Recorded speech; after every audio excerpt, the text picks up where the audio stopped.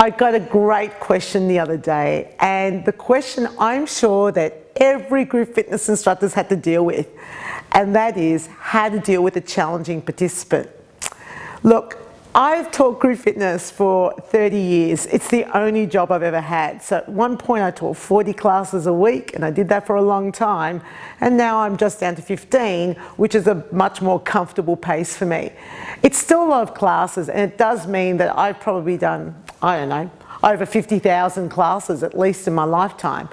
And I've had my fair share of challenging participants. One of the things that I've learned, it's more about how I deal with that rather than the way they come to me. Because it depends on if you're reactive. Now, I'll be honest, I'm a reactive personality. And what happens to me when a challenging participant approaches me is I actually back up. I'm not someone who comes back roaring at them. I back up and I become quite submissive, which thank God I do, because in most situations the customer wouldn't really respond that well. So if you know that you're someone that tends to leap into an argument, you probably need to find some strategies to calm down. And maybe some key things that you could do is ask questions. Be careful how you ask them, of course. You don't want to come across as being, obnoxious or belligerent or aggressive. You want to make sure that you're coming to a point where you're trying to understand where they're coming from. The fact is that often people come to a class with a whole bunch of stuff.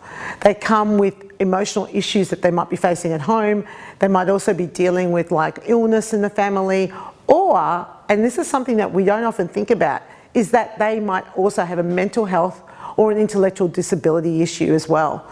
I deal with a lot of people with autism, and the way they can ask a question and the way they can be challenging is actually part of who they are. And we can take that the wrong way and create enormous amount of distress for both the customer, the client, and yourself.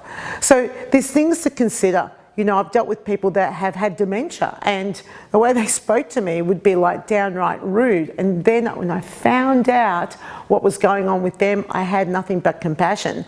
But let me tell you, it wasn't my first place to go. So step back a little bit. That's the first piece of advice I would give to anyone that's dealing with a challenging participant. Try to seek to understand where they're coming from. I mean, that's obvious, isn't it? But more importantly, check yourself. Find out why you react. And there will be certain things that trigger you, certain words that will trigger you, and certain actions that will trigger you, and certain complaints that will trigger you. Address those. Find out why they're triggers for you. And once you've dealt with that, you'll find that you won't be dealing with that many challenging participants around those sorts of topics. All the best. It's always a learning curve. I've certainly had my fair share. And there's nothing like having an opportunity to share with another instructor just to make sure that you did the right thing.